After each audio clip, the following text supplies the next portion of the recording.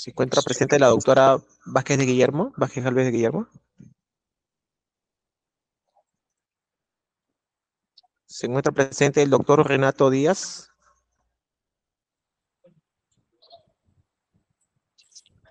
Se encuentra presente el acusado David Abraham Eskenazi. Buenas tardes, presente. Buenas tardes, caballero. Se encuentra presente el doctor Lewa Muñoz. Buenas tardes, presente. Buenas tardes, doctor. Se encuentra presente el acusado Shai Danon. Presente. Presente, gracias. Se encuentra presente el doctor Vidal Hermosa. Buenos días, buenas tardes, presente. Buenas tardes, doctor. Se encuentra presente el acusado Abraham Danon. Buenas tardes, presente. Buenas tardes.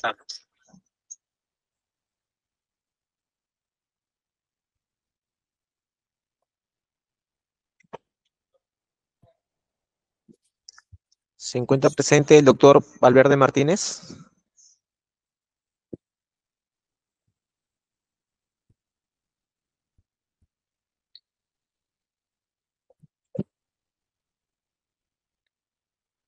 Buenas tardes con todos y todas. ¿Pasaron la lista? Doctora, buenas tardes. Estoy pasando a la lista. Todavía falta que se conecte la Procuraduría y el abogado del acusado Alejandro Toledo. Buenas tardes, por la Procuraduría, Gisela Andía presente. Buenas tardes, doctora. ¿Se comunicaron con el abogado? Con el abogado del acusado Abraham Danon se encuentra presente el doctor Juan Espinosa Giraldes.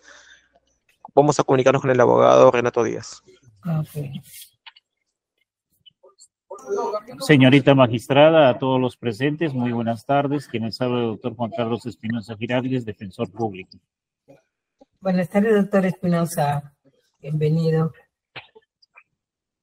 Vamos a hacerle llegar las fechas. Vamos a hacer se ha ordenado que se redacte un oficio con las fechas para que usted, el Ministerio de Justicia lo tenga presente y usted no tenga que estar en otras diligencias.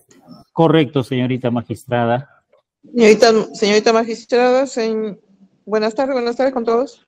Doctora Vázquez, buenas tardes. Por favor, pueden comunicarse con el abogado del acusado Toledo, que también es colega de ustedes. Doctora, buenas tardes. Ya se ha unido el doctor Renato Rodríguez. Faltaría la doctora Giselle Magali Fernández Ríos, quien ha sido asignada para la defensa de la acusada Elian Carp. ¿Se comunicaron con ella? A ver si sus colegas pueden comunicarse con la abogada defensora pública asignada a Elian Carp.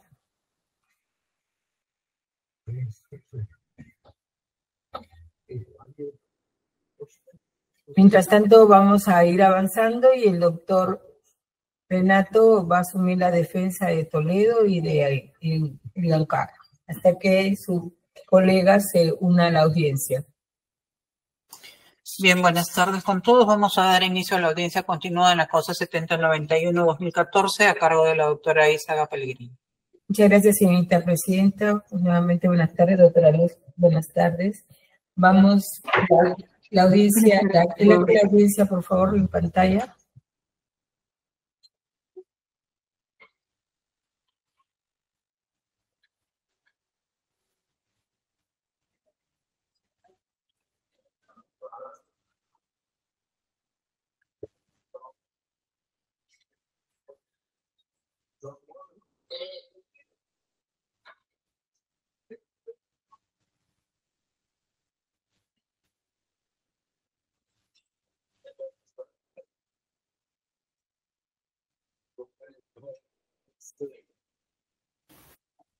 Buenas tardes.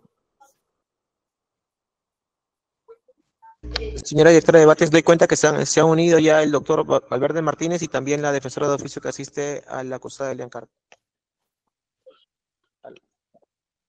Gracias.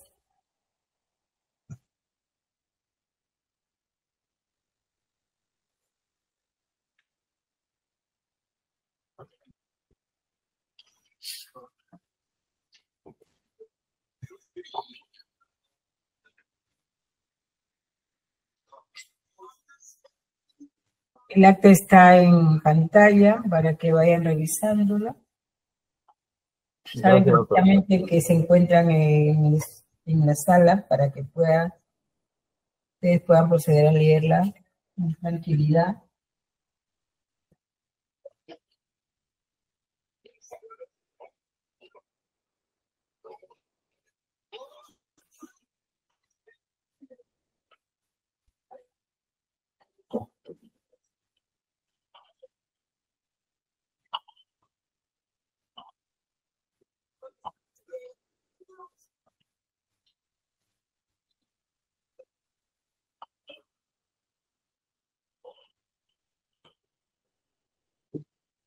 Adelante. Buenas tardes.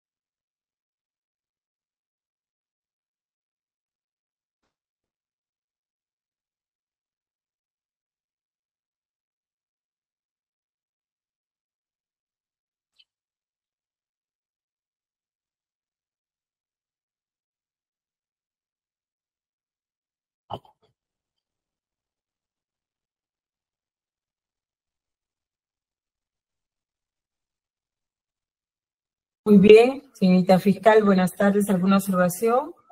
Muy buenas tardes, señora magistrada y a todos los presentes. Sin observaciones al acta de la audiencia. Gracias. La Procuraduría, doctora Andía, creo que ya está con nosotros. Sí, señora magistrada. No tenemos observaciones al acta. Muchas gracias. Ok, doctora. La doctora Vázquez, ¿alguna observación? Ninguna, doctora. Doctor Renato, ¿alguna observación? Ninguna, doctora. Doctora Medina, ¿alguna observación?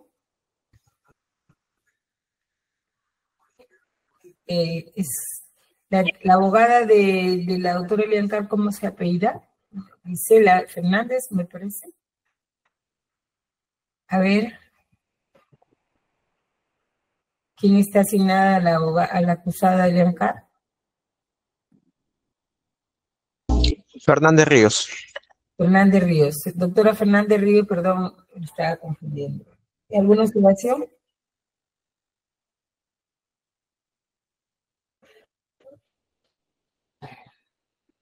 ¿Tiene problemas con su audio, doctora Fernández? En todo caso, escribe en el chat. Prende su cámara.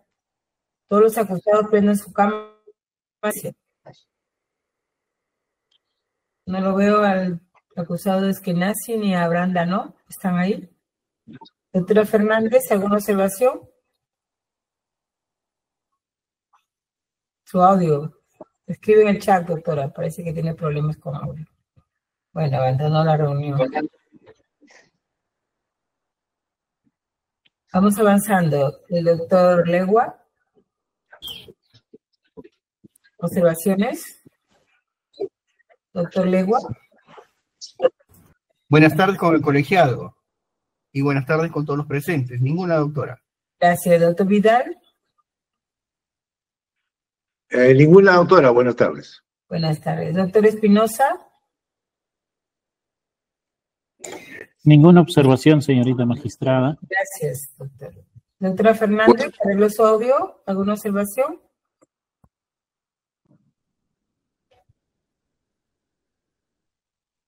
Doctora, póngalo en el chat.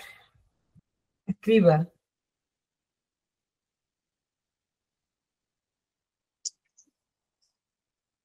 Buenas tardes, doctor Ávila, no presente. Buenas tardes, señor. Ya, ok, doctora. Falta el abogado de... ¿Todos estamos? ¿Falta alguien? El doctor Valverde. ¿Alguna observación? No hay observación, doctora. Buenas tardes. Gracias, doctor. Entonces, si ya estamos todos, no habiendo observaciones, la señora presidenta se da por aprobada el acta y la señora presidenta la firmará como corresponde. ¿De cuenta usted, señor secretario del despacho, para esta audiencia? Señora directora de debates, leo que la doctora Fernández Ríos está pidiendo un momento para salir y cambiar de equipo.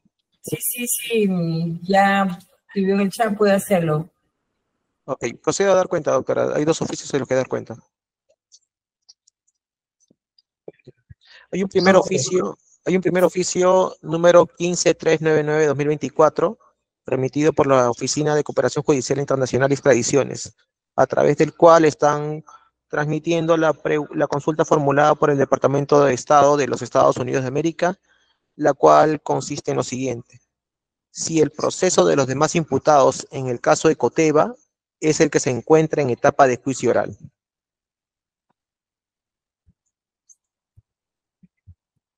¿Quién firma ese documento?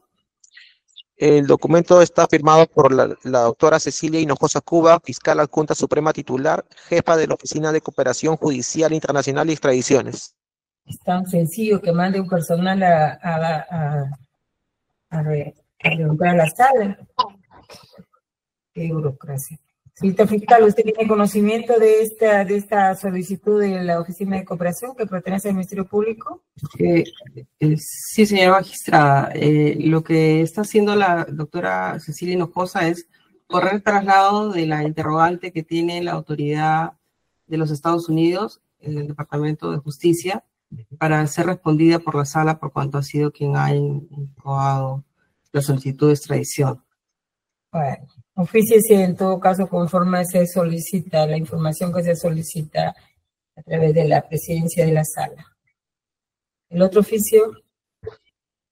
Correcto, doctora. El segundo oficio es el 15650-2024, también cursado por la Unidad de Cooperación Judicial Internacional y de Extradiciones de la Fiscalía de la Nación.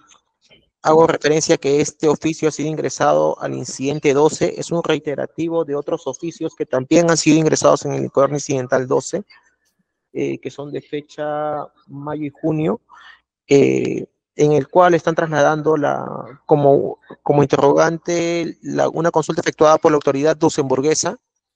La consulta es la siguiente. ¿Desea que la autoridad judicial ordene la venta de los valores incautados? Hago presente que esta solicitud en el cuaderno incidental 12 hay otro oficio 8846 del 2024 en el que hacen referencia a estos valores y que corresponden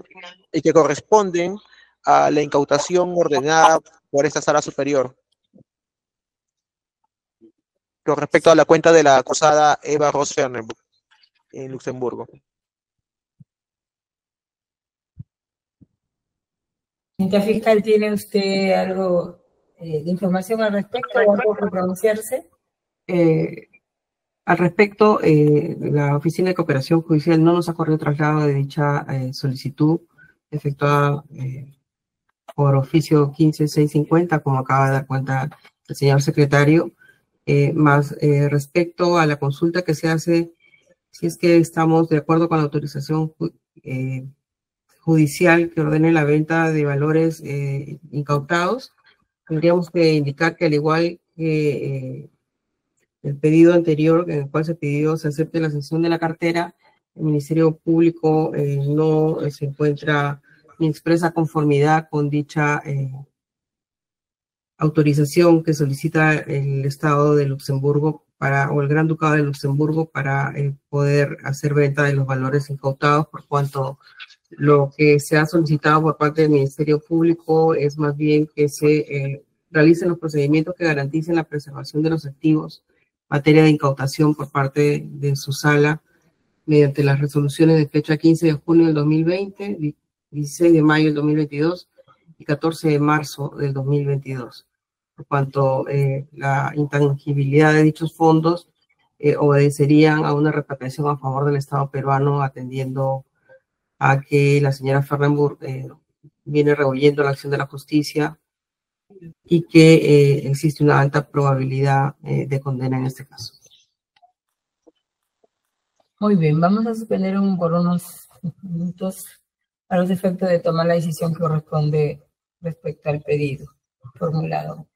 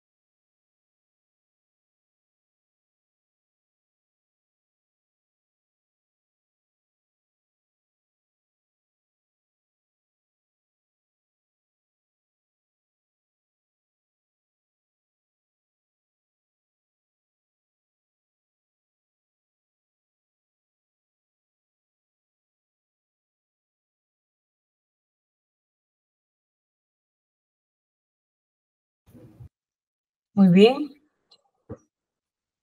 La sala, ante el pedido formulado, ¿no?, por las autoridades de Luxemburgo con respecto a los valores que ya han sido, sobre los cuales se ha dado una medida, vamos a proceder a resolver de conformidad con lo opinado por la señora representante del Ministerio Público. En consecuencia, se dispone a oficiar bajo esos términos, sin perjuicio de que se ponga en conocimiento a la Fiscalía de extinción de dominio, a fin de que proceda de acuerdo con sus atribuciones respecto al contenido del oficio, de los valores ya materia de incautación. Bien. ¿Algún otro despacho, señor secretario? Es todo el despacho que hay pendiente, doctora.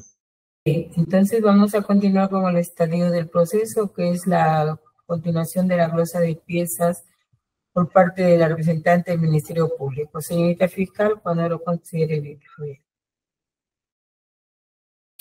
Gracias, señora directora de debates.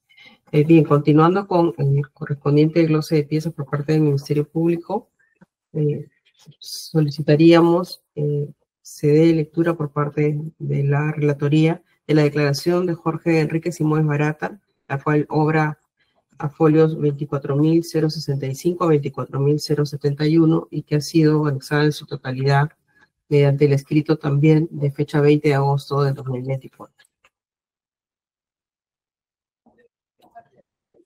Proceda, señor secretario.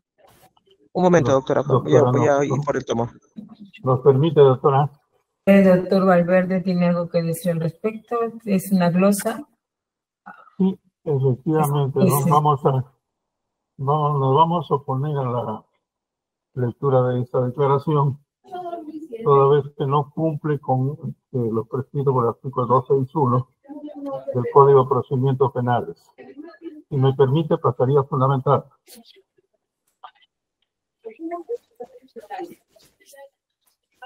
¿Usted se está oponiendo a la glosa de piezas, señor abogado? Esta es una glosa de piezas todavía que se va a tener que darle, se dispuso ante la imposibilidad de la declaración de la acusada del testigo, en mención que la doctora, la fiscalía, podría recurrir a la documentación cobra en el expediente. No solamente en relación a la declaración de Simões Barata.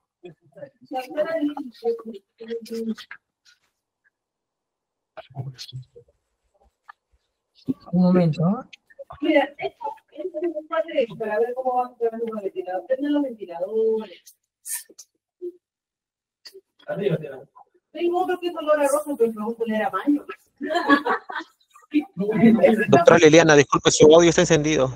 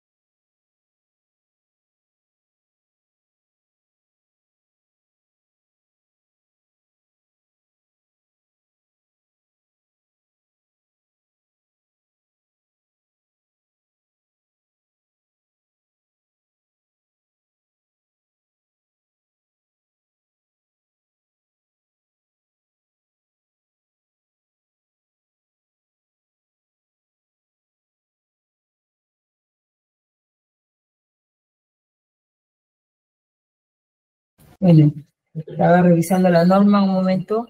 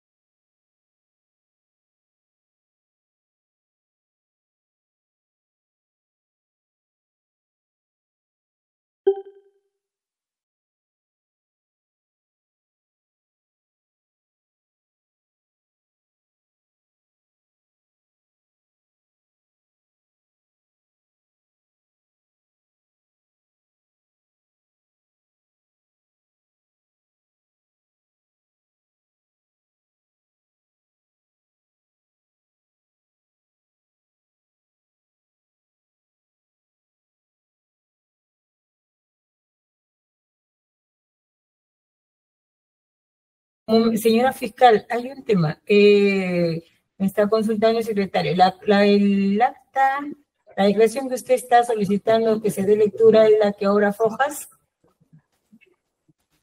Voy al número. Es la que ahora Fojas 24.065 y también fue presentada mediante el último escrito de fecha 20 de agosto del 2024.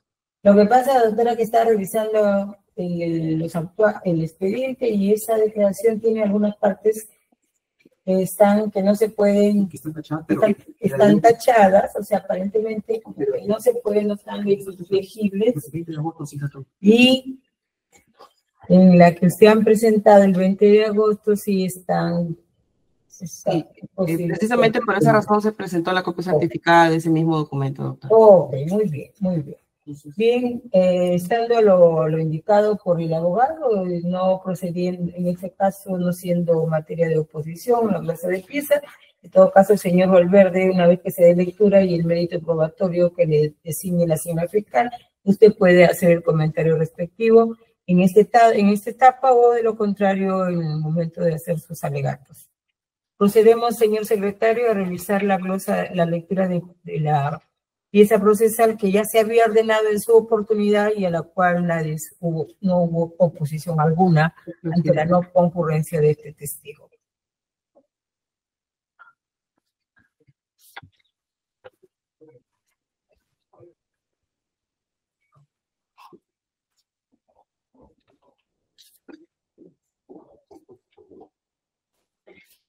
Doctora, con su autorización doy inicio a la lectura del acta de declaración de Jorge Enrique Simoes Barata.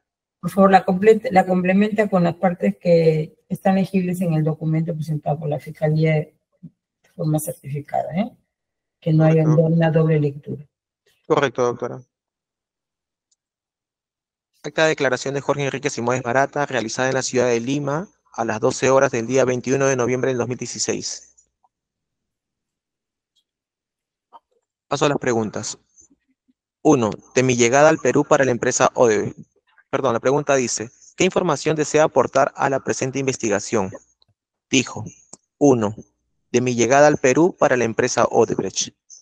Llegué al Perú en agosto de 1997 para trabajar como director de proyectos. En ese entonces, la empresa habría contratado junto con la Shell, COSAPI, Bechtel, una obra llamada Camisea. Luego, asumí la dirección de 7 proyectos en el Perú, públicos y privados, entre ellos la hidroeléctrica del Cañón del Pato, Chavimochic, reparaciones de las carreteras a Piura, las cuales fueron dañadas por el fenómeno del Niño, entre otras. Por esto, trabajé 1 año y medio en Trujillo. Es en el año 2001 cuando asumí la superintendencia de la empresa en el Perú, cargo que ejercí hasta el año 2012, reemplazando a Marco Cruz. Esta disposición vino desde la empresa matriz en Brasil, me designó Renato Bayardi, él fue el antecesor de Marcelo Odebrecht, quien asume la dirección de la empresa en el 2002. Punto 2. Pago indebido al entonces presidente de la República del Perú, Alejandro Toledo, como resultado de la licitación de la carretera interoceánica sur, tramo 2 y tramo 3. En la condición de responsable de los negocios de la empresa Odebrecht en Perú, en el año 2005, decidí que la empresa debería participar del proyecto de la Iniciativa para la Integración de la Infraestructura Regional Suramericana, IRSA, que tienen como objetivo la integración de los países de América del Sur a través del desarrollo de proyectos para la mejora de infraestructura regional de transporte, energía y telecomunicaciones. IRSA agruparía 31 proyectos en los diversos países de América del Sur, por un valor total aproximado de 4 billones, siendo que en el Perú serían 7 proyectos, con 3 ejes de integración, con valor de inversiones de aproximadamente 1.2 billones de dólares, y que el entonces presidente de la República, Alejandro Toledo, mandatario de 2001 a 2006, consideraba estos proyectos como principal vector de estímulo para la economía del país. Dentro de este contexto, la carretera interoceánica sur estaba insertada en el eje de integración Perú, Brasil y Bolivia, compuesta por 5 tramos independientes, y, en calidad de responsable por la empresa en Perú, decidí que Odebrecht participaría de la licitación de los tramos 2, 3 y 4. A finales del año 2004, fui buscado durante un evento social en Palacio de Gobierno por Avi Danon, que era asistente inmediato y se presentaba como intermediario del entonces presidente de la República, Alejandro Toledo, y que en aquella ocasión se ofreció para favorecer a la empresa en las licitaciones de los tramos 2, 3 y 4. Avi Danon manifestó también que consideraba que la empresa tenía las mejores condiciones para ejecutar las obras dentro de los plazos previstos en las bases. Avi Danon me dijo que la ejecución de las obras en los plazos establecidos en las bases sería muy importante para atender las pretensiones políticas de Alejandro Toledo, porque permitiría que él inaugurase algunos tramos del proyecto antes de la conclusión de su mandato, que terminaría al año siguiente. Quiero consignar que la empresa tenía 26 años de presencia en el Perú y era la mayor firma en el sector de construcción del país, con un histórico de calidad y entrega en el plazo de sus proyectos. Después del evento antes indicado, fui convocado por Avi Danon para reuniones realizadas en Palacio de Gobierno, todavía en el año de 2005, cuyo ingreso era efectuado por la puerta lateral, sin registro, a las que yo asistía para poder tener actualizaciones del proceso de licitación.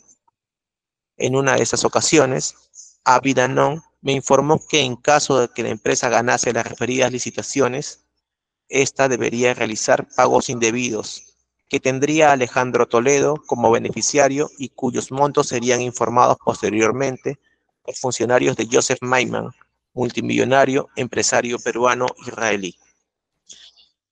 Informo que Avi Danon había trabajado en las empresas de Joseph Mayman y mantenía con él estrecha relación. Recuerdo que, según la empresa, Joseph Mayman financió la campaña de Alejandro Toledo con el apoyo del multimillonario George Soros. En función de eso, yo puedo afirmar que Joseph Mayman tenía relevante influencia sobre el entonces presidente de la República, Alejandro Toledo. Tengo conocimiento que actualmente Joseph Mayman es investigado por la justicia peruana por posiblemente haber financiado una casa y una oficina para Alejandro Toledo, totalizando aproximadamente en $5 millones, caso Ecoteva.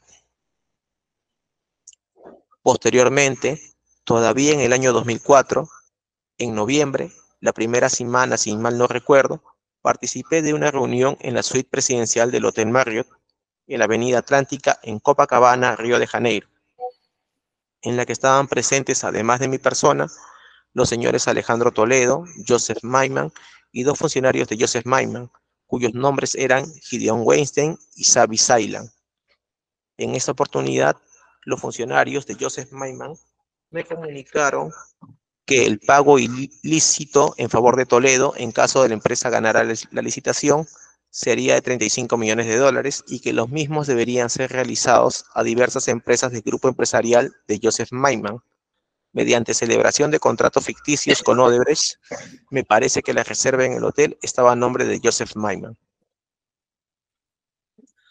Después de la reunión en Río de Janeiro, a fines del año 2004 e inicios del año 2005, participé de otras reuniones con Joseph Mayman en una de las residencias de en el distrito de Barranco. Era una casa con vista al mar, las reuniones eran en un segundo piso al lado de la piscina, había un sofá grande. En Lima, Perú, y en la sede de la empresa de Joseph Mayman, Merhab, Perú, localizada en Lima, en la calle Independencia, 1161, Avenida Arequipa, distrito de Miraflores, algunas de las cuales contaron con la presencia del propio Alejandro Toledo. Puedo afirmar que la ayuda de Alejandro Toledo consistió en mantener los plazos de realización de la licitación, pese a los pedidos de postergación por otros postores, lo que ciertamente redujo el nivel de competitividad del proceso. El cumplimiento del plazo de la licitación, que era exiguo, de aproximadamente 6 meses, fue factor importante para la conquista del contrato, porque en el Perú, un proceso de licitación acostumbra durar cerca de 2 años.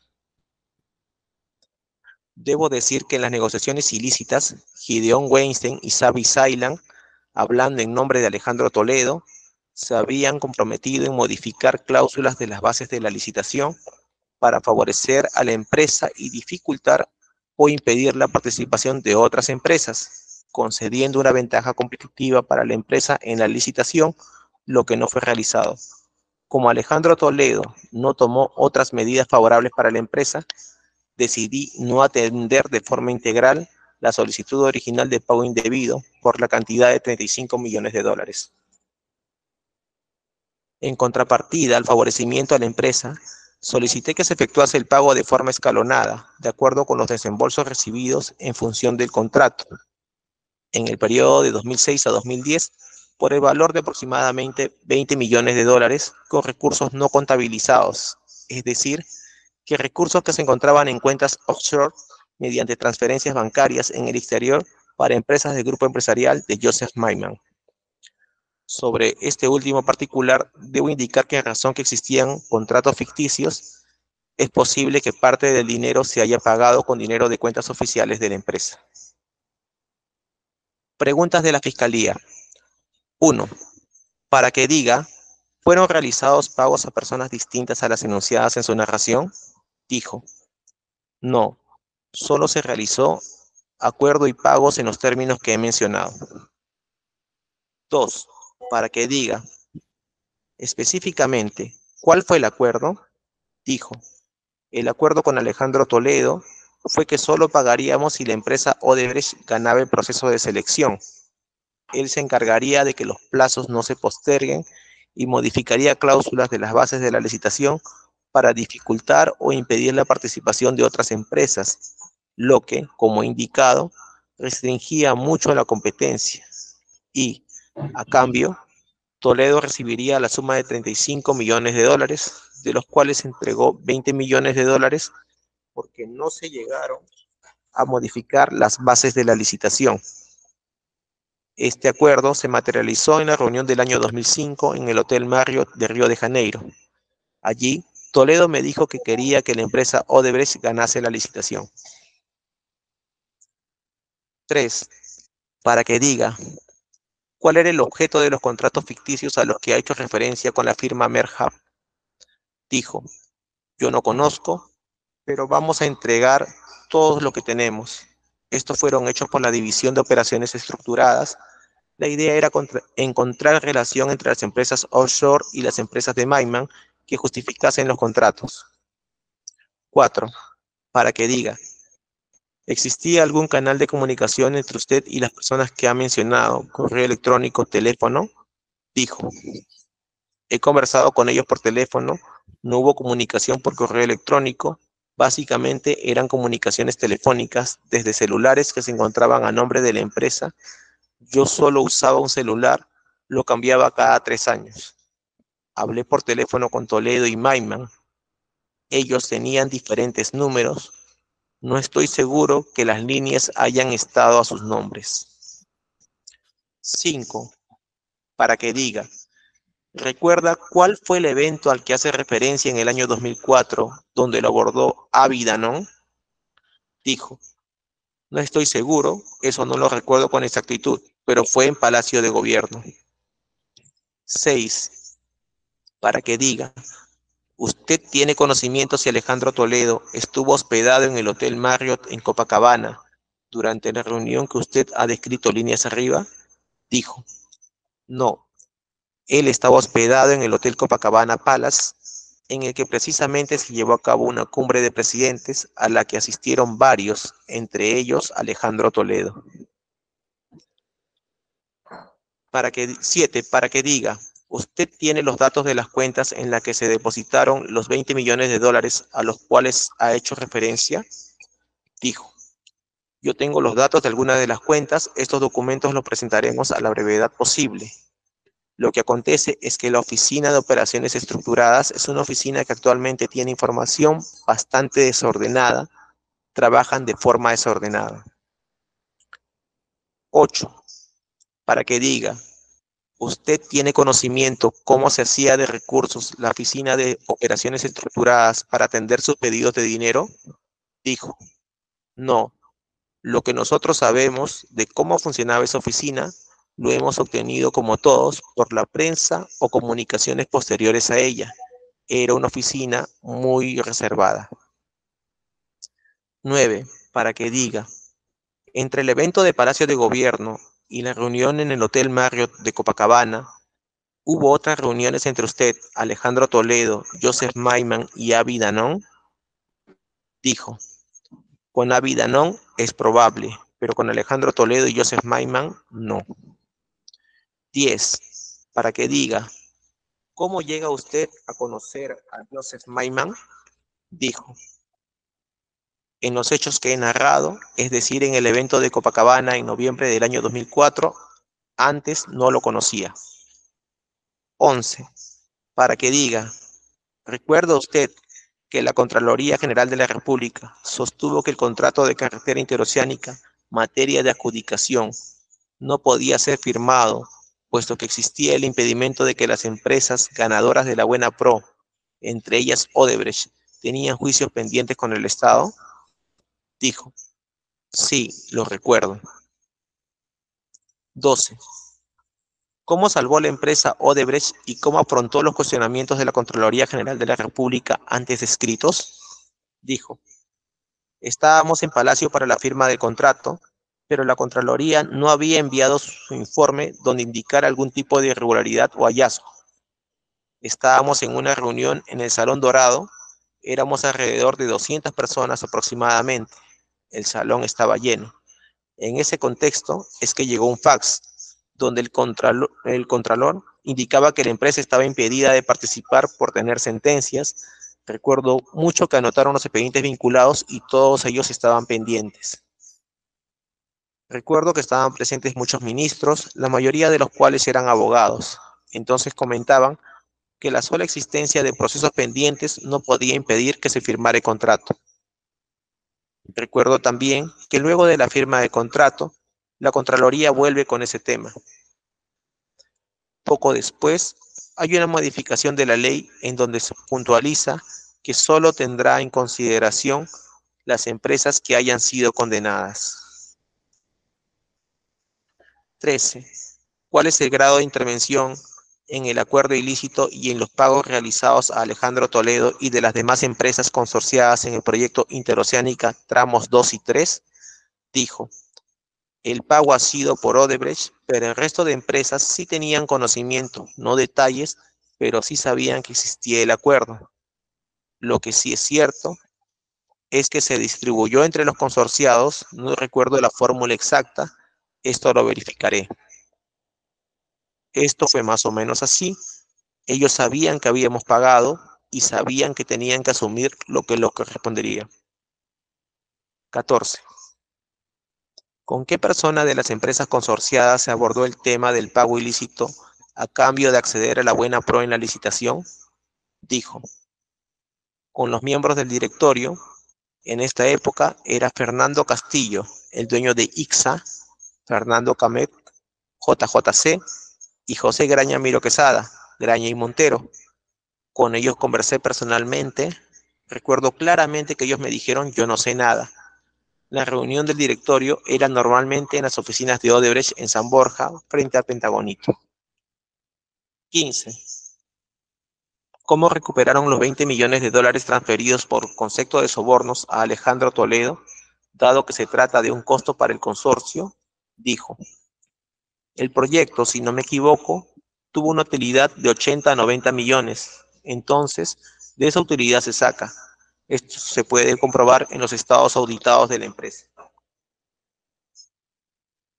Existe la idea que el dinero sale de los adicionales, pero eso no es exacto. Los adicionales son necesarios en razón de estudios previos inadecuados. Es posible que otras empresas incurran en ello, pero para nosotros ello implicaba diseminar los actos ilícitos entre muchas personas, dado que habría que inmiscuir a topógrafos, técnicos, etc., lo que para nosotros era impensable. Por otro lado, es posible que despierte suspicacia que el proyecto haya iniciado con un valor referencial de 800 millones y haya concluido con un valor superior a los 2.000 millones, pero cada adicional tiene justificación técnica. Eso es absolutamente verificable. 16. Explique por qué razón, encontrándose presente Alejandro Toledo en la suite presidencial del Hotel Marriott de Río de Janeiro, fueron Gideon Weinstein y Xavi Sailan, funcionarios de Joseph Maiman, quienes le hablaron a usted del pago ilícito de 35 millones de dólares que debía pagar la empresa Odebrecht en favor de Toledo. Dijo: habría que contextualizar en principio, la suite presidencial es una habitación bastante grande. Yo me encontraba con los funcionarios de Maiman en una mesa de cenar. Toledo y Maiman estaban dentro de la suite, en otro lugar. Sin embargo, para mí fue contundente que en la misma habitación esté presente el presidente de la República. Finalmente, sobre este tema debo manifestar que luego, cuando Toledo dejó de ser presidente y nosotros estábamos retrasados con los pagos ilícitos, él me convocó en su casa de Camacho para presionar para continuar con los pagos. 3. Carretera Interoceánica Sur, tramos 2 y 3, Destrave en Ocitrán. Después que la empresa tuvo ganada la licitación para las obras de la carretera Interoceánica Sur, tramos 2 y 3, a inicios del año 2006, fueron iniciadas las obras. Había la previsión de que la entidad reguladora peruana, Ocitrán, organismo supervisor de la inversión en infraestructura de transporte de uso público, que era responsable por dar fe de los avances de obra, lo hiciera por medio de emisión de certificados de avance de obra, CAO. A partir de esos certificados de avances de obra, el Ministerio de Transportes y Comunicaciones emitiría los certificados de reconocimiento de pago anual de obra, CRPAO, que a su vez posibilitaría el flujo financiero necesario al proyecto. En agosto de 2006, funcionario 01, subordinado del colaborador, asumió ese proyecto en la función de director de contrato. Entonces, el funcionario 01 pasó a relatar al colaborador las excesivas dificultades en obtener junto a OSITRAN, organismo de supervisión de la inversión en infraestructura y transportes de uso público, los certificados de avance de obra CAOS, lo que estaba perjudicando el flujo financiero de las obras. El funcionario 01 relataba al colaborador que cuando se le preguntó al presidente de OSITRAN, Juan Carlos Ceballos, argumentaba que esa demora se debía a la complejidad del proyecto. En ese contexto, en el primer trimestre de 2007, después que el proyecto alcanzó una cantidad relevante de obras ejecutadas sin la respectiva certificación que posibilitaría recibir los valores correspondientes de aproximadamente 150 millones de dólares, el colaborador se reunió con su subordinado, funcionario 01, y en esa ocasión discutieron una forma de solucionar el tema. El colaborador y funcionario 01, su subordinado, entendieron que el camino más rápido para solucionar el problema sería negociar directamente con Juan Carlos Ceballos el pago de una ventaja indebida para acelerar la emisión de los certificados de avance de obra CAOS. Poco tiempo después, el subordinado del colaborador, funcionario 01, le dijo que se había reunido con Juan Carlos Ceballos y que ellos acordaron un pago de $750,000 aproximadamente para que fuesen emitidos los certificados de avance de obra CAOS de forma más veloz y, consecuentemente, fuesen viabilizados los pagos por los servicios ya ejecutados. Emitidos los certificados de avance de obra, el colaborador informó a funcionario 01 que tomaría las providencias necesarias para que los pagos fuesen ejecutados. El colaborador puede informar que los pagos indebidos fueron realizados paralelamente a la regularización de los certificados de avance de obra en el año 2008 con recursos no contabilizados mediante transferencias internacionales para la cuenta de Juan Carlos Ceballos en la banca privada de Andorra. Preguntas del Ministerio Público. 1. Indique dónde y en qué fecha se llevaron a cabo las reuniones entre funcionario 01 y Juan Carlos Ceballos. Dijo, sobre esos detalles habría que preguntarle al funcionario 01. 2. Tiene conocimiento si hubo comunicaciones telefónicas o de correo electrónico entre funcionario 01 y Juan Carlos Ceballos. Dijo, no lo sé, imagino que sí. 3. Tiene conocimiento acerca de las condiciones de pago de los $750,000 en favor de Juan Carlos Ceballos. Dijo, si mal no recuerdo, era en la medida que se regularice la entrega de los certificados. 4. Diga, los problemas relacionados con la emisión y entrega de los CAOS por parte de OSITRAN se dieron desde el principio. Dijo, no recuerdo, pero con la documentación se podrá percibir el certificado que salió de manera tardía y luego la normalidad de los mismos en razón del pago realizado. 5. Que precise qué persona recibió la información de la cuenta a la que se debía transferir los montos acordados. Dijo, tiene que ser el funcionario 01. 6. ¿Qué intervención tuvieron los demás integrantes del consorcio ganador de la Buena Pro en el pago de la coima a Juan Carlos Ceballos, dado que se trata de un costo que lógicamente debe repartirse entre los consorciados? Dijo, es probable que sí, pero quizá por el monto menor no haya sido necesario.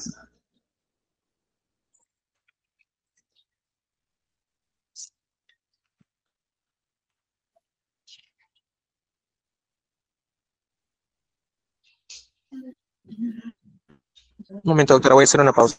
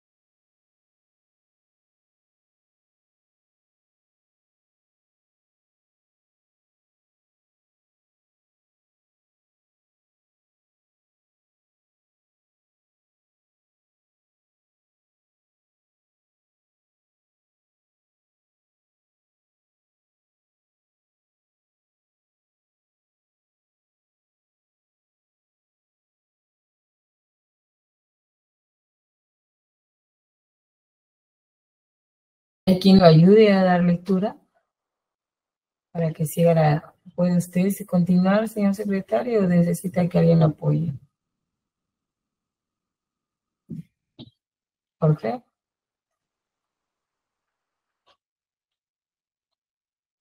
Un momento, doctora. Ya, ok.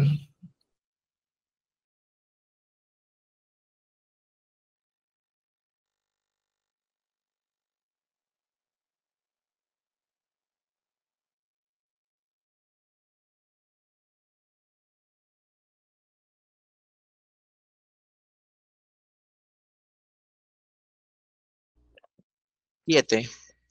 ¿Qué documentación de respaldo presenta la Fiscalía respecto del hecho declarado? Tenemos los certificados de avance de obra. Estamos ubicando los documentos del SWIFT de las transferencias.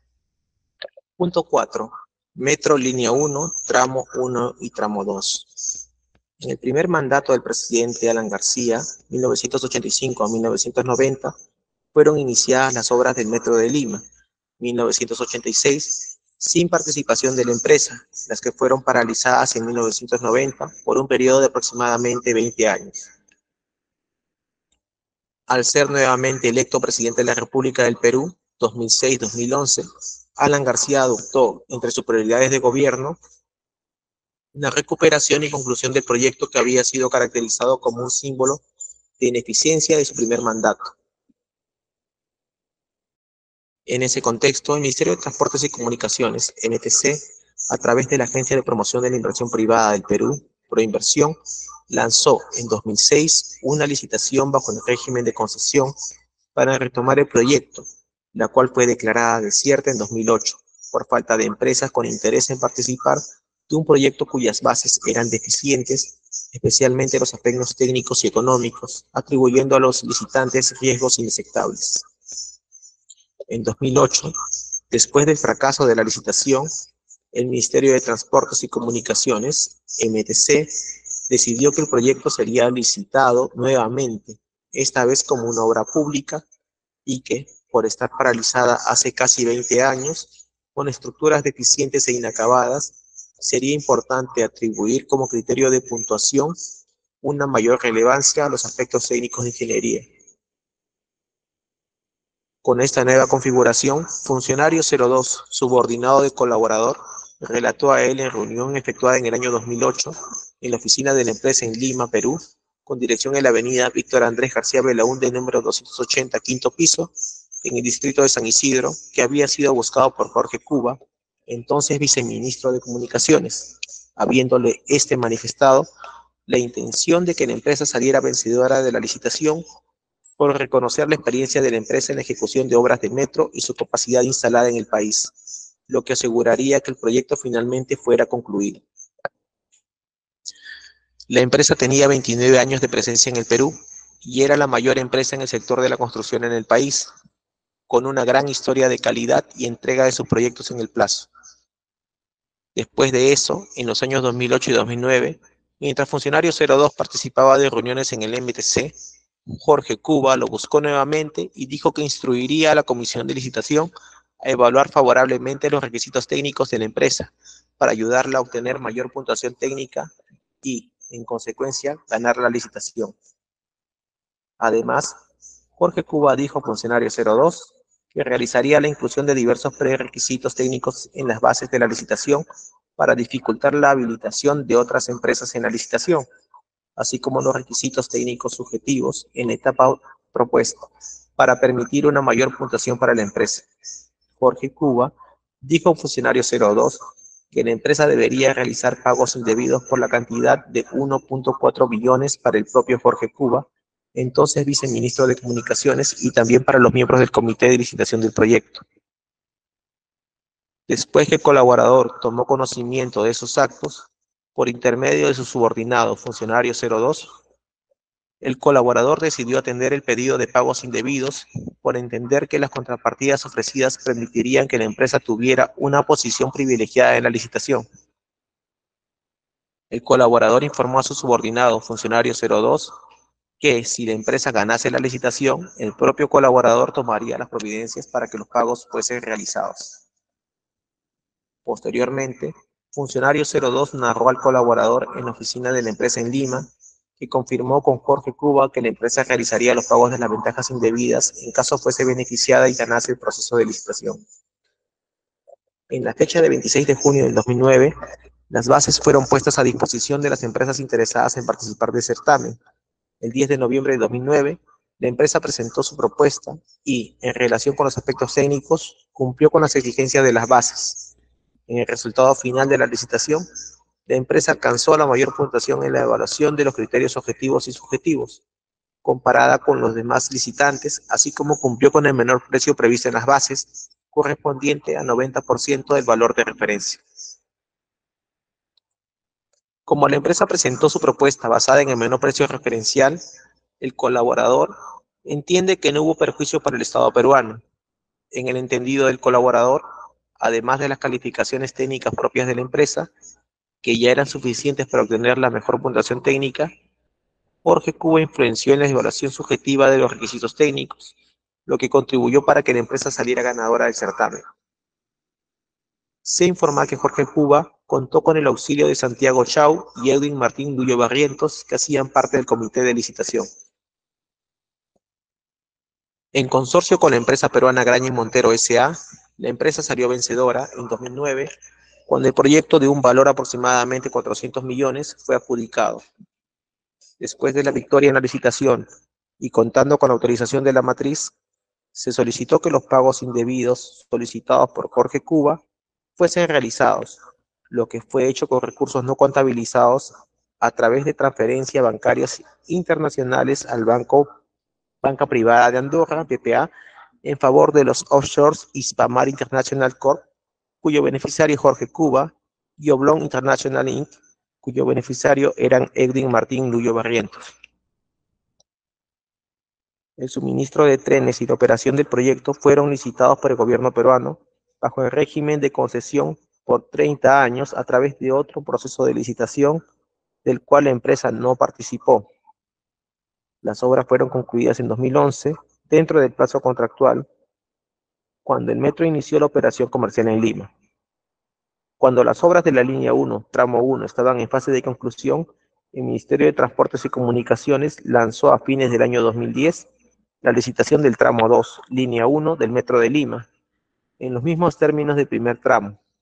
Según relató funcionario 02 al colaborador, en el mismo contexto de la línea 1, tramo 1, Jorge Cuba, viceministro de Comunicaciones en esa época, volvió a buscarlo en reunión que tuvieron aún a finales de 2010 en el MTC, diciendo que en virtud de la performance de la empresa en las obras de la línea 1, tramo 1, esta tenía la preferencia para ganar en la licitación, de modo que algunos miembros del comité de licitación del proyecto serían nuevamente instruidos para buscar la victoria de la empresa en la licitación.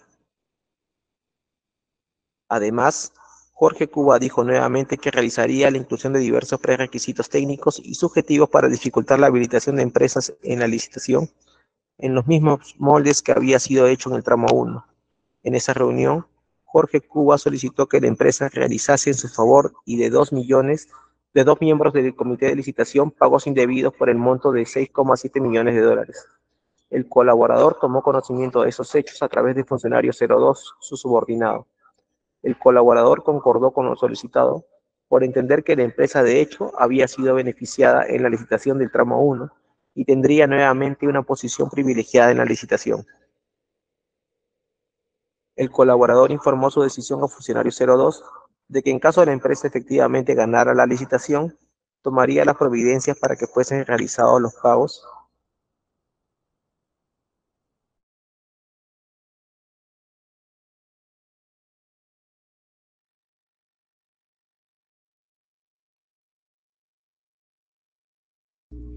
Un momento, por favor, voy a hacer una pausa.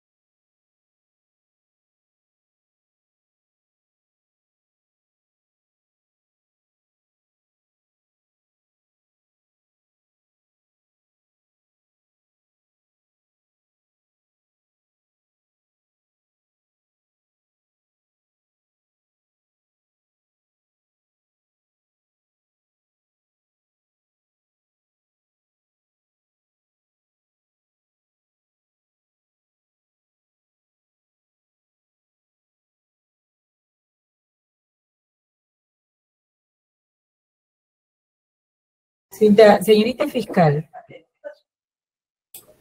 Dígame, directora de Sí, se está advirtiendo que la lectura que usted ha solicitado de la declaración de este testigo, la parte que está señalando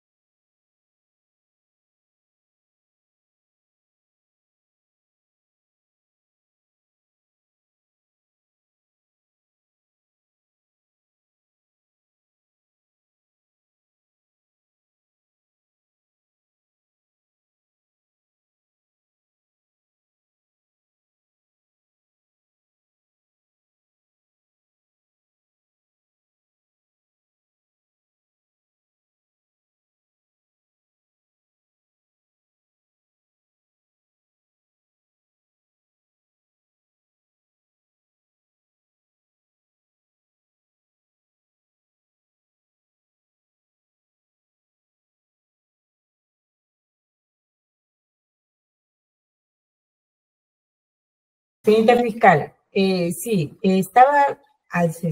se advierte de la lectura que está en el secretario. Primero se había aceptado que se dé lectura a la declaración de este testigo con respecto al acta que obra en el expediente. También se dijo en el inicio de esta audiencia que como habían partes tachadas, que iban a ser complementadas con el documento que usted había presentado con fecha en agosto. Pero estoy advirtiendo que ya la lectura está yendo más allá de lo que relativamente contendría esas partes tachadas, que no serían de 2 o 3 hojas, y en consecuencia se está refiriendo a otras personas, a otras que son diferentes a la declaración dada por Barata. Así que vamos a dar fin a esta lectura, hasta donde ha llegado el señor secretario. Salvo que usted tenga algo que decir al respecto.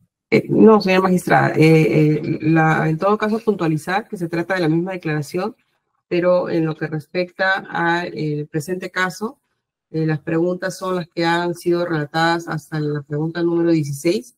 La integridad de esa declaración contiene también información respecto del metro, de la carretera interoceánica, de contribución a la campaña electoral de Ollantumala, de la avenida Evitamiento de Cusco, y el último ítem es el pago para la campaña durante el proceso revocatorio de la Municipalidad de Lima. Estos puntos no tendrían utilidad ni pertinencia para nuestro caso, por lo que solicitaría se pueda concluir hasta donde se ha llegado, en todo caso, la lectura de esta declaración.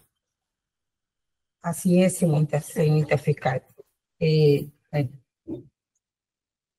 Queda entonces, se mantiene la lectura de la declaración del testigo hasta donde corresponde y que sea relevante para este proceso.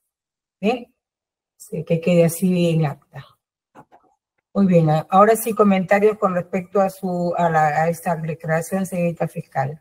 Gracias, señora magistrada. Respecto a esta declaración, el Ministerio Público tiene que señalar que si bien este testigo fue ofrecido para que pueda declarar ante su digna sala, debido a los trámites de la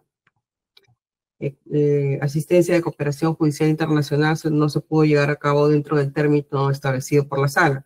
Por esa razón se ofreció esta declaración en la que claramente puede advertirse y acreditarse no solo las negociaciones previas que se llevaron a cabo a efectos de que esta empresa fuera la ganadora de esta licitación, sino también los procedimientos que se utilizaron para los pagos indebidos mediante las empresas de Joseph Maiman, así como los acuerdos sobre montos y pagos establecidos respecto de la empresa Odebrecht y sus consorciados hacia el presidente Alejandro Toledo, con la intervención de otras personas, como en este caso se ha advertido del coprocesado Avidanón. Esa es la utilidad y pertinencia para nosotros. Procuradora, ¿algo que decir al respecto? Sí, muchas gracias, señorita magistrada. De esta declaración rescatamos la información proporcionada por el señor Jorge Barata respecto a lo que constituiría la actividad criminal precedente de los activos ilícitos objeto del presente proceso. Así ha detallado que el acuerdo con el señor Toledo involucró que los plazos de la licitación por la IRSA tramo 2 y 3 no se posterguen y se modifiquen las bases para dificultar o impedir la participación de otras empresas, que se pidieron 35 millones a cambio y finalmente les fueron transferidos 20, y como se menciona, a través de empresas vinculadas al señor Joseph Maiman, así como nos ha relatado también el vínculo del señor Joseph Maiman con el señor Alejandro Toledo. Muchas gracias. Por su orden, los abogados, el abogado del acusado Toledo, ¿algo que decir, doctor? ¿Comentarios al respecto? Doctor Díaz. Doctora, me reservo para mis alegatos, doctora. Ok. La abogada de Eliancar, Fernández Ríos. Sí, señora magistrada, señalar de que el documento que se ha dado lectura dentro de su contenido, no, en la declaración de esta persona no ha relatado ningún vínculo que haya tenido de entrega de suma dineraria o alguno a mi patrocinada, la señora Eliancar. Gracias, doctora Fernández. No vincula este documento. Muchas gracias. Muy bien. El abogado de Abraham Danó, el doctor Espinosa, ¿algún comentario sobre esta lectura de piezas, esta pieza procesal? Venía, señorita magistrada, para dejar constancia simplemente de que se hace referencia a una persona Avidanón, mas no a mi patrocinado Abraham Danón. Segundo, de que de lo detallado por esta declaración en el punto 7 hacen referencia, dice que se han depositado 20 millones de dólares, pero no se especifica en qué número de cuentas, ¿no? Sin perjuicio de ello, me reservo para mis alegatos finales, señorita magistrada. Ok. Doctor Vidal, ¿comentarios? Muchas gracias, señora doctora. En realidad, la lectura de esta declaración solamente reafirma lo que venimos sosteniendo desde hace ya un tiempo en relación a los documentos que se están leyendo en esta sesión procesal. Esto es que no está acreditado que mi patrocinado haya tenido participación alguna en estos procesos, ni antes, ni durante, ni después de los hechos. Por lo tanto, esto reafirma una vez más que está inútilmente procesado en este caso y por lo tanto me reservo el derecho ya en su oportunidad de alegar. Muchas gracias. Doctor Legua, ¿comentarios? Buenas tardes. No tiene ninguna vinculación este documento para mi patrocinado. No enerva para nada su derecho de inocencia. Doctora Vázquez, por las personas jurídicas. Para mis alegatos, doctora. Doctor Valverde, por la señora Eva Fernembu. Sí, doctora. Indicar de que de la lectura del documento no se desprende ninguna indicación en relación a mi patrocinado. Lo que sí habíamos observado era, diríamos, un criterio en relación a que las pruebas, esta prueba es una prueba trasladada. Y siendo así, evidentemente esas pruebas trasladadas tienen validez siempre y cuando hayan sido admitidas y Señor doctor facultadas. Valverde, ¿lo puede usted hacer uso de sus alegatos? Lo que está señalando, solamente con respecto al comentario, si la glosa le involucra o no, está relacionada a su patrocinada Eva Fardenburg. Bien, doctora, no vamos a reservar en todo caso para los alegatos. Perfecto.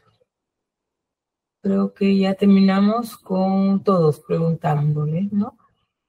Doctora, señorita fiscal, continúe con otra pieza.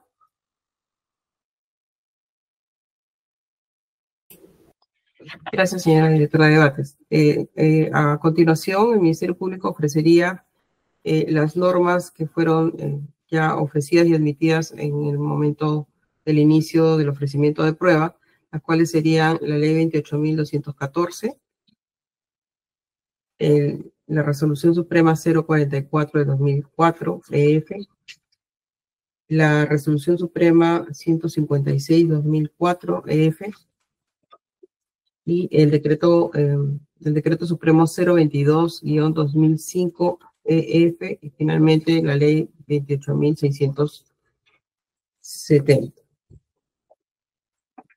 Todas ellas vinculadas a normas que fueron dictadas para favorecer la buena pro en esta licitación a la empresa Odebrecht. Estas han sido anexadas de la misma manera mediante el escrito de fecha 20 de agosto del 2024.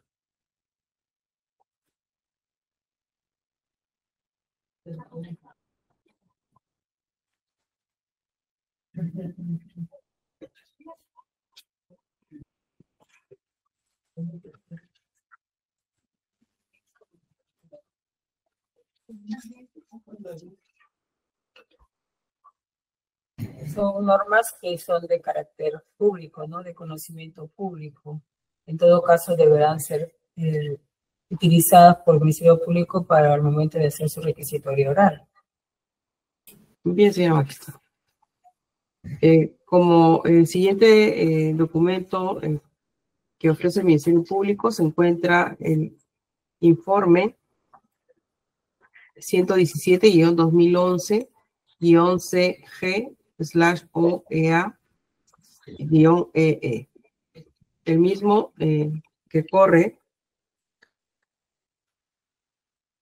en el tomo 38 a folios 18.657 a 18.682.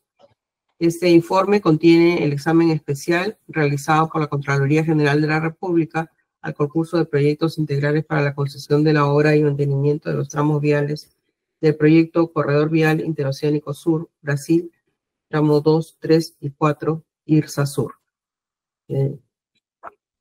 Su utilidad y pertinencia está basada precisamente en la acción de control que realizó la Contraloría General de la República en esta licitación a la empresa Odebrecht respecto de los tramos de IRSA Sur 2, 3 y 4. ¿La Procuraduría desea agregar algún comentario sobre este informe? Que también es de conocimiento público, ¿no? Señorita Procuradora.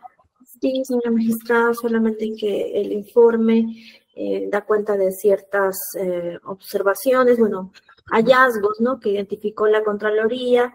Entre ellos, pide que el Comité de Preinversión observe los procedimientos y los trabajos de sus propios expertos, porque finalmente resultaron favorecedores a la empresa Odebrecht, como aplicar una fórmula polinómica que no correspondía en el tramo 2 y 3 y que era la que correspondía a la IRSA Norte. Muchas gracias. ¿Algún abogado que desee hacer algún comentario puede pedir el uso de la palabra?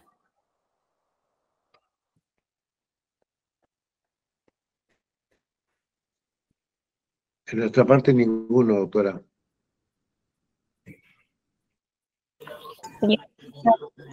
De parte mía, señalar que si bien estos documentos son documentos públicos, luego en el tiempo que se está investigando, mi patrocinada no ostentaba ningún cargo, ¿no? Que podría haber vinculado a que ella haya sido quien emite estos documentos. Por lo tanto, consideramos que no vincula a mi patrocinada. Gracias.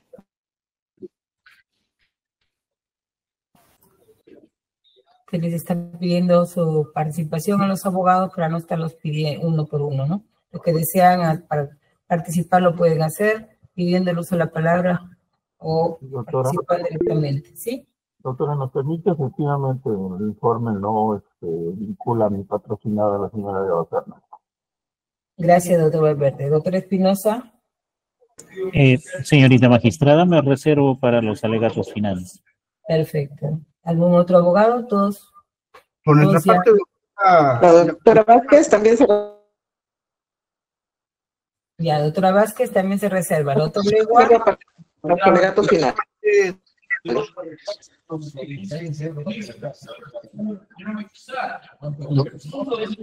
Doctora Legua, ¿no se le escucha bien? ¿Me escucha mejor? Ahora sí.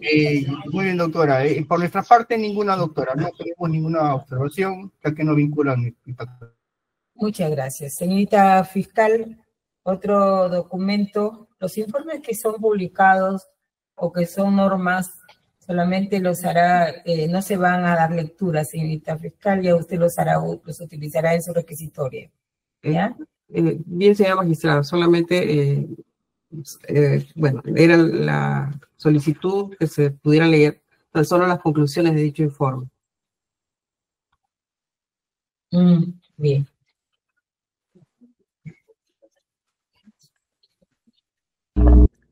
Está bien, doctora, puede hacerlo. Procedo a dar lectura al informe número 17-2011-11G, diagonal OEA, -EE. Rubro conclusiones, sobrante en el folio 18.680 vuelta. Punto 3, conclusiones. Como resultado del examen especial practicado al concurso de proyectos integrales para la concesión de obras y el mantenimiento de los tramos viales del proyecto Corredor Vial Interoceánico Sur, Perú-Brasil, tramos 2, 3 y 4, IRSA Sur, Agencia de Promoción de la Inversión Privada, Proinversión, se arriba a las conclusiones siguientes. 1. A través de la consulta jurídica número 002-2006-DNAJ-DJJ del 7 de febrero de 2006, el Ministerio de Justicia se pronuncia respecto a los alcances de la ley número 28.670, indicando que la ratificación de validez a que se refiere su artículo primero se ajusta al principio de presunción de legalidad de los actos administrativos y que debe entenderse en el sentido de una declaración del legislador que los mismos se dieron conforme a ley.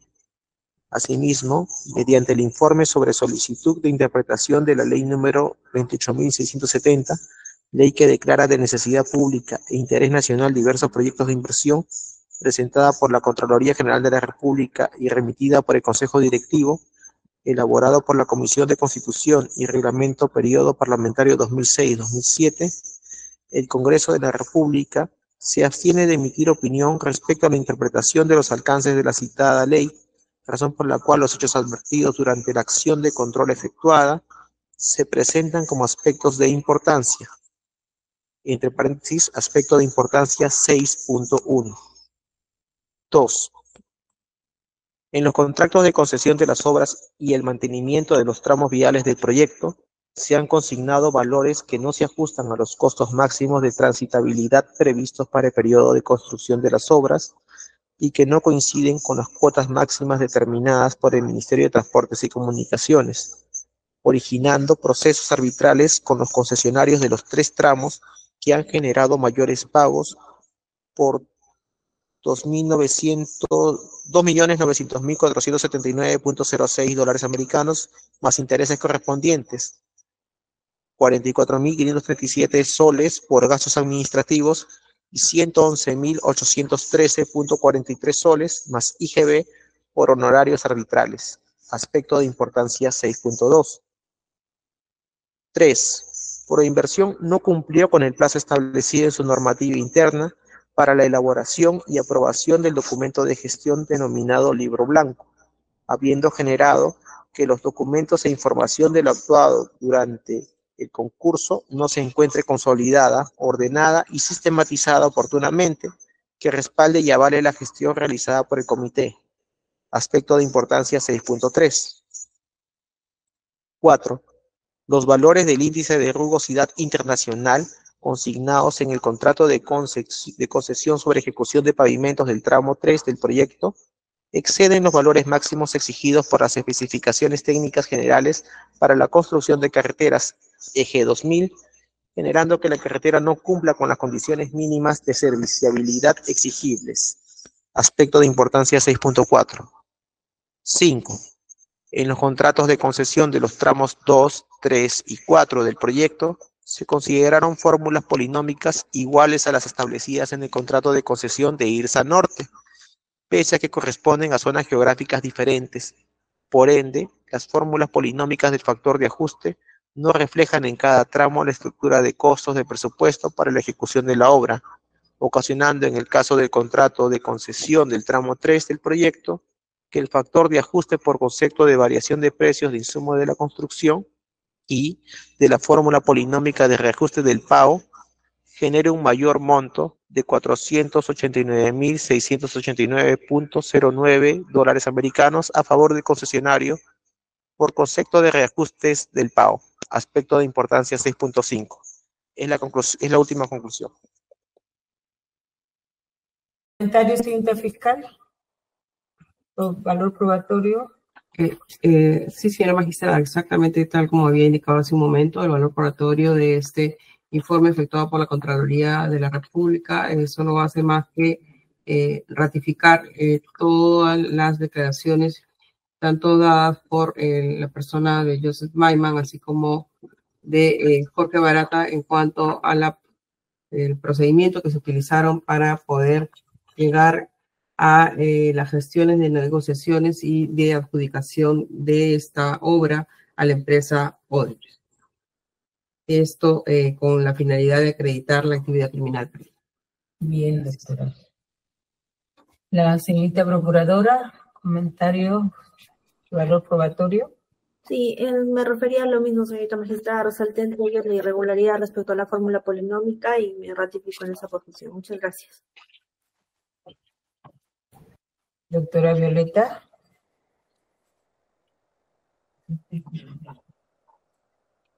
Doctora Vázquez. Sí, doctora. ¿Algún comentario? Sí, doctora. Ningún comentario. Bien, doctor Vidal. Gracias, doctora. Este documento simplemente reafirma lo que vengo diciendo, ¿no? Mi patrocinado no ha participado ni antes, ni durante, ni después de los hechos que son materia de juzgamiento, por lo tanto, este documento coadyuva a esa posición. Muchas gracias. Ok, doctor. Doctor Legua.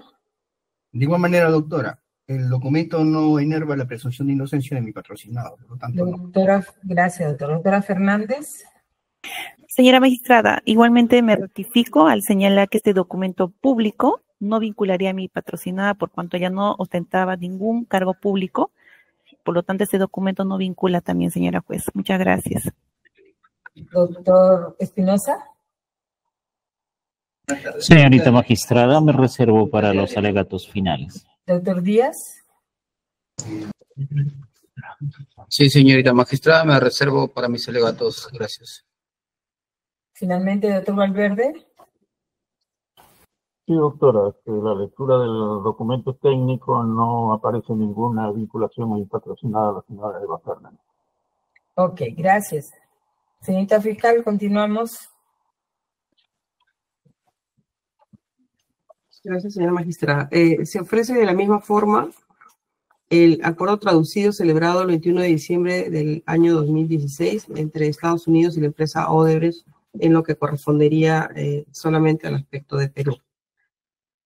En el punto 6, donde se hace la tingencia de los pagos corruptos a funcionarios extranjeros de otros países. Pudiera darse lectura hasta el punto 4.4, 4.5, 4.6 y posteriormente al punto J, número 66, que es la parte referente a Perú.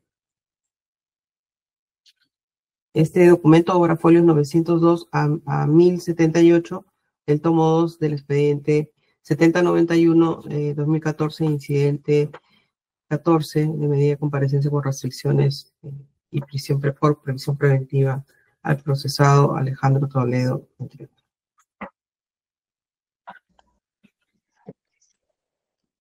Un momento, doctora, voy a ir por el tomo.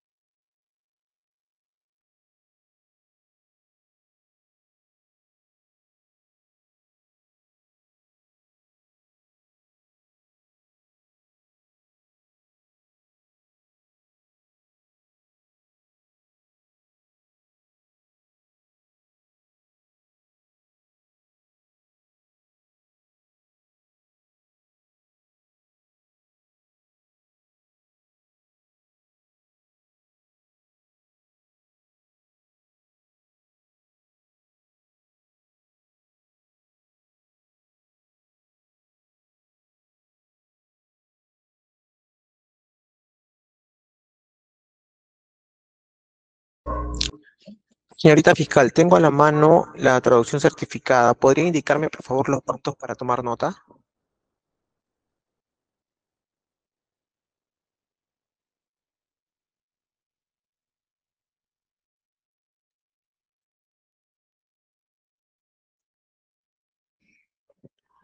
Señorita fiscal, su audio está apagado. Disculpe. Sí, le indicaba que este documento obra folios desde folios 902 a 1078, el tomo 2 del incidente 14, y la parte que solicitaríamos la lectura se encuentra en numeración propia del documento en el folio 27 como punto sexto.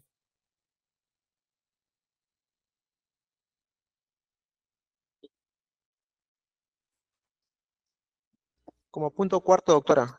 27.4. Sí, punto sexto, los pagos corruptos a funcionarios extranjeros. Está titulada esa sección.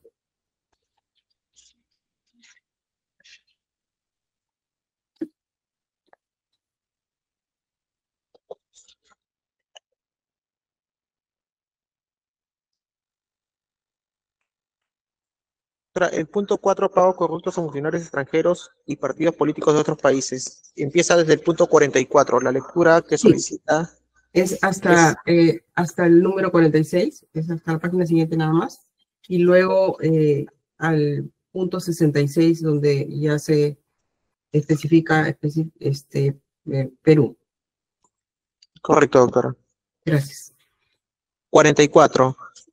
Entre los años 2001 y 2016, o alrededor de dichas fechas, Odebrecht pagó e hizo que se efectuaran pagos corruptos por la suma aproximada de 439 millones de dólares a partidos políticos extranjeros, a funcionarios extranjeros y a sus representantes en otros países distintos a Brasil, incluidos Angola, Argentina, Colombia, República Dominicana, Ecuador, Guatemala, México, Mozambique, Panamá, Perú y Venezuela, con el fin de obtener una ventaja indebida para conseguir y mantener negocios para Odebrecht en aquellos países. Odebrecht se benefició con más de 1.4 mil millones como resultado de estos pagos corruptos. 45. Odebrecht realizó e hizo que se efectuaran la mayoría de estos pagos corruptos a funcionarios públicos, a terceros asociados con los funcionarios públicos y en beneficio de los mismos, y a partidos y campañas políticas. Todos los pagos corruptos fueron realizados con el fin de obtener un beneficio indebido para Odebrecht, con el fin de conseguir y mantener negocios. Usualmente, la división de operaciones estructuradas efectuaba los pagos corruptos utilizando fondos no declarados, sea 1, en efectivo en el país en cuestión, o 2, a través de depósitos en las cuentas indicadas por los beneficiarios finales o sus intermediarios. 46. Entre los años 2008 y 2015, o alrededor de dichas fechas, la estructura societaria de Odebrecht en América Latina estuvo organizada de tal forma que los directores del país más antiguo se reportaban al empleado de Odebrecht 6, quien era ejecutivo empresarial para Angola, hasta el mes de julio de 2012, en cuyo momento, debido a una reestructuración, el empleado de Odebrecht 6 dejó de ser el responsable de supervisión en Angola y para los países antes referidos en América Latina, salvo Venezuela.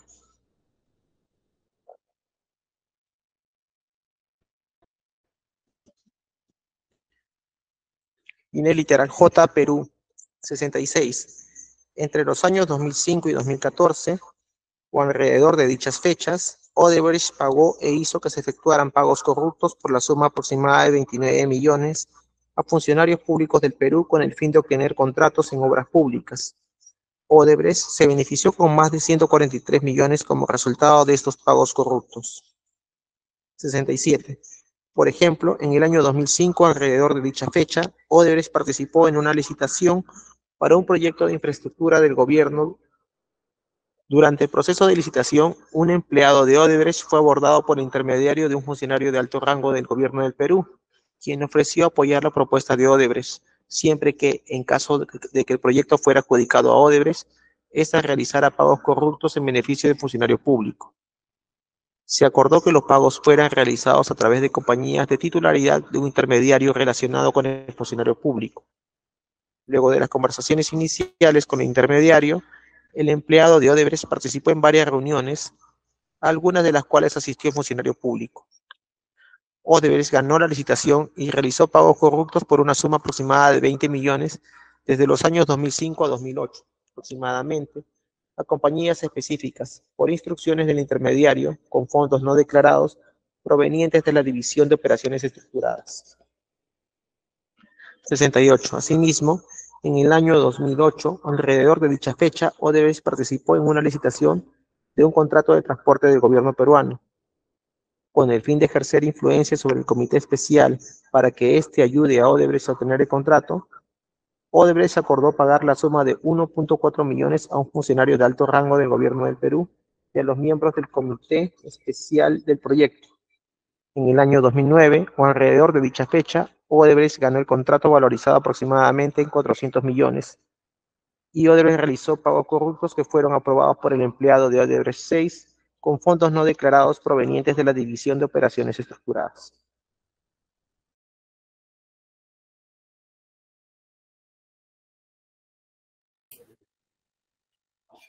¿Terminó, señor?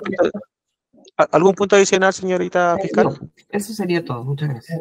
¿Comentarios de valor probatorio, señorita fiscal? Sí, precisamente este documento, tal como se ha podido dar lectura, es el acuerdo efectuado por la empresa Odebrecht con los Estados Unidos de Norteamérica, en los que establecen y señalan toda la información correspondiente a todos los actos generados de la corrupción en los que habrían intervenido en diversos países, tanto también como en Estados Unidos.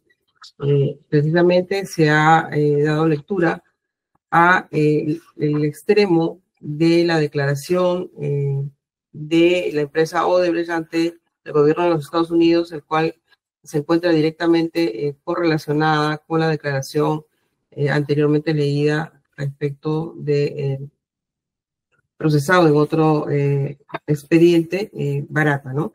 En él se puede establecer de la misma forma el procedimiento utilizado para acercarse a la empresa, ofrecerle la buena pro de esta licitación y los tratamientos que se llevaron a cabo para finalmente poder concluir con esos actos de corrupción, los cuales han sido establecidos ya como actos de actividad criminal previa en este proceso de investigación por delito de lavado de activos. Gracias, señor magistrado. Señorita procuradora. Muchas gracias, señorita magistrada. Sí, en este acuerdo se ha dado cuenta del modus operandi de la empresa Odebrecht, que cometió actos de corrupción en diversos países de Latinoamérica y Estados Unidos, entre ellos el Perú. Por lo tanto, da cuenta de información relevante para acreditar la actividad criminal precedente generadora de los activos ilícitos, objeto de acusación en el presente proceso. Muchas gracias. Bien. La doctora Vázquez, ¿algún comentario respecto a este? Ningún comentario, doctora. Los alegatos finales. ¿El doctor Legua? De acuerdo al tipo penal de la imputación, doctora, este documento tampoco enerva la presunción de inocencia del patrocinado. Doctor Vidal. Doctora, reafirmarme, estos documentos lo único que hacen es acreditar aún más que mi patrocinado no tiene nada que hacer en este proceso. Muchas gracias. Doctor Espinosa. Con su venia, señorita magistrada, el documento en materia que se ha dado lectura no vincula a mi patrocinado. Sin perjuicio de ello, me reservo para mis alegatos finales. Doctor Díaz. Sí, doctora. Me reservo para mis alegatos finales mi comentario. Gracias. Doctora Gisela Fernández. De igual manera, señora magistrada, nos reservamos para el alegato final. Doctor Valverde. También nos reservamos para el alegato final, en relación a que no hay mención alguna. Muy bien. Seguimos. Señorita fiscal.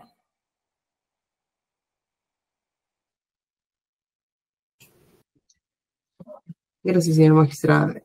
Ofreceríamos como documento siguiente la carta emitida por el LGT Bank de Suiza Limitado, la cual el documento que fue emitido con fecha 23 de enero del 2014.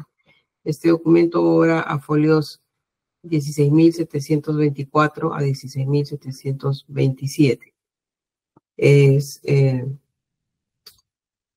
precisamente en el tomo 34 donde obra este documento.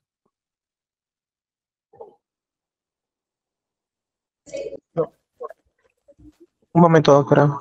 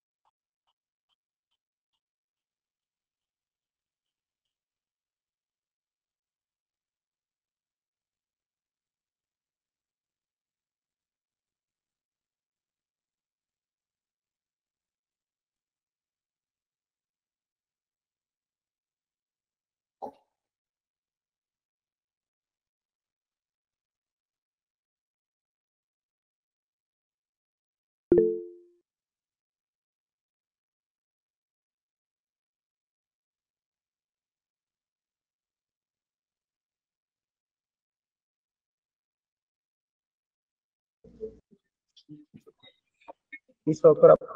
Pues procedo a dar lectura. El doctor Espinosa está levantando la mano. Doctor Espinosa. Con su venia, señorita magistrada, de acuerdo al enlace que me han enviado vía correo electrónico, está programado esta audiencia hasta las 4 de la tarde. Así es, doctor. Todavía tenemos unos minutos. Unos 8 minutos. Correcto, señorita magistrada. Sí, doctor. Gracias por avisar. Continúe, señor secretario.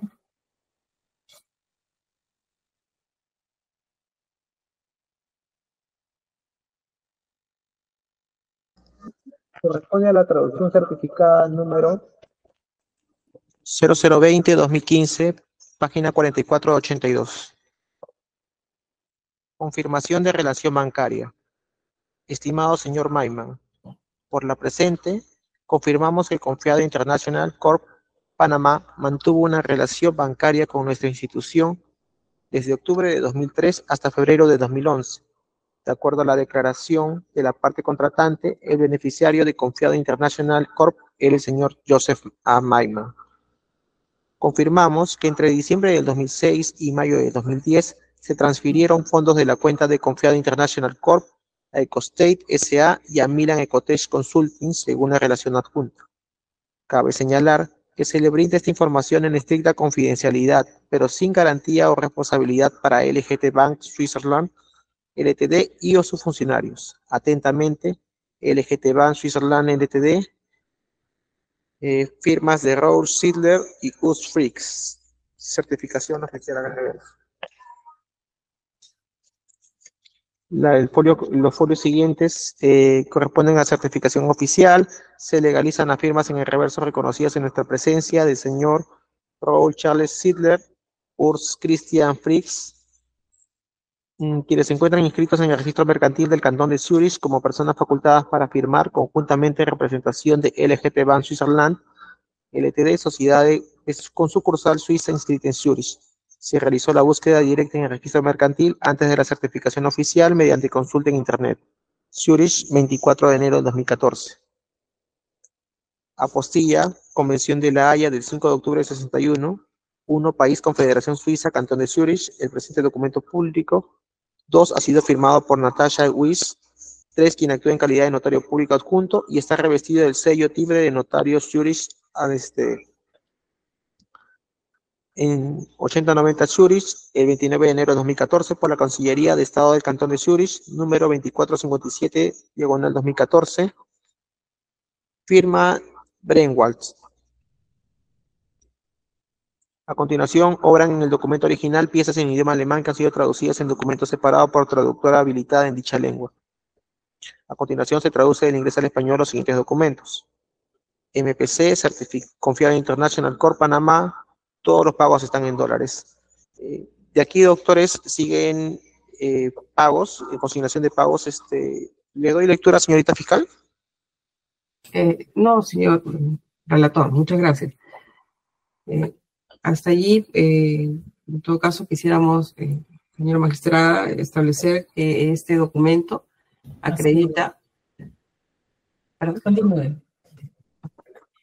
Acredita precisamente todos los pagos que la empresa Confiado, luego de recibir los ingresos de la empresa Odebrecht, transfirió a tanto a las empresas Confiado fueron transferidas a las empresas Milan y Ecotech en Costa Rica para que finalmente pudieran seguir en esa ruta del dinero hasta llegar a el poder del procesado Alejandro Toledo y la señora Eva Fernenburg, mediante la señora Eva Fernenburg, para la adquisición de bienes que finalmente beneficiaron a la pareja Alejandro Toledo y Eliam Carp en el Perú, así como el pago de hipotecas de la casa adquirida en Punta Sal, la residencia en la que vivían en Camacho, y la adquisición de las oficinas de Torre Omega, así como la cancelación de estas hipotecas.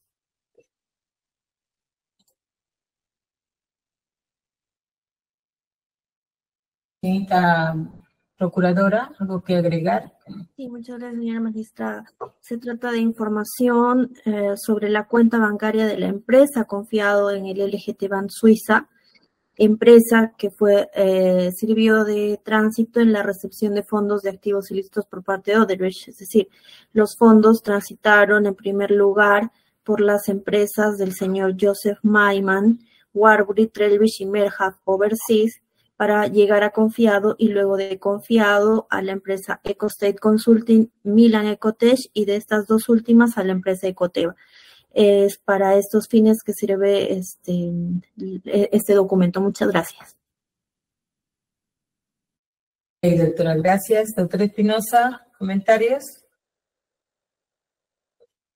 Con su venia, señorita magistrada, hay que recalcar, conforme lo ha dicho la señorita fiscal y conforme lo señalado, lo narrado por el señor secretario, que el beneficiario de la empresa Confiado es el señor Joseph Maiman.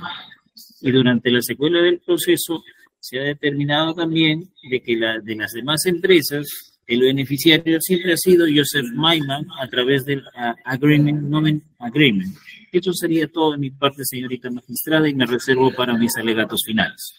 Gracias. Doctor Díaz, ¿comentarios? Ningún comentario, doctora. Me reservo. Gracias. La doctora Fernández. Señora magistrada, únicamente señalar que este documento que se ha dado lectura únicamente confirma una relación bancaria que existió en el año 2006 al 2010 2010, pero sin embargo dicho documento no establece o no ha señalado claramente que estas transferencias o movimientos bancarios que hayan sido dirigidas a la señora Elian Caro. Muchas gracias. Doctora Vázquez. Para los alegatos finales, doctor. Doctor Legua. De acuerdo al tipo penal de la imputación, doctora, este documento no enerva la presunción de inocencia de mi patrocinado. Doctor Vidal.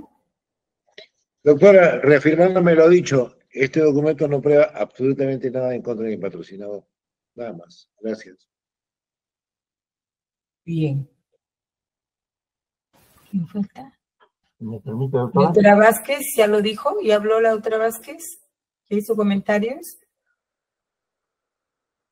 Doctora Vázquez. Sí, doctor. Sí, doctora, le dije que me reservo para los alegatos finales. Doctor Valverde. Sí, doctora, de lo lecturado se determina con claridad que el beneficiario es el señor Maima, o sea, de la cuenta receptora, de la cuenta de transferencia y de las demás cuentas que aparecen allí relacionadas a las empresas que se han mencionado. La señora fiscal más bien ha mencionado que es para el beneficio de la señora Eva Fernando, pero el documento no lo dice así, simplemente dice que es beneficiario del señor Maima. Lo demás ya me reservo para los alegatos finales. Muy amable, doctor. Gracias a todos. Vamos a suspender la audiencia en este estado para continuar con la misma. La siguiente fecha, el 3 de octubre a las 2:15 de la tarde.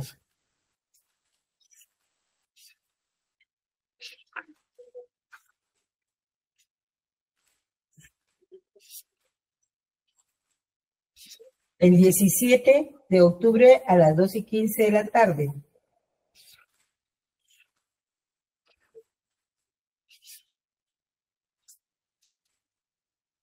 El 29 de octubre a las 2:15 de la tarde.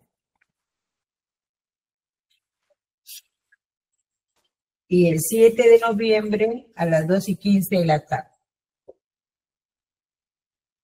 Tomen nota bien de las fechas para que, no recuerdo, señorita secretaria o señor secretario, de enviar estas fechas a la Defensoría Pública para que tengan presente que estas son las fechas de audiencias, los efectos de que los señores defensores públicos estén a disposición de esta sala para estas audiencias y no se les encomiende otras diligencias. Nos vemos entonces en esas fechas. Buenas tardes con todos y todas. Hasta luego. Buenas tardes. Buenas tardes. Buenas tardes, señora. Buenas tardes. Buenas tardes. Buenas tardes con todos.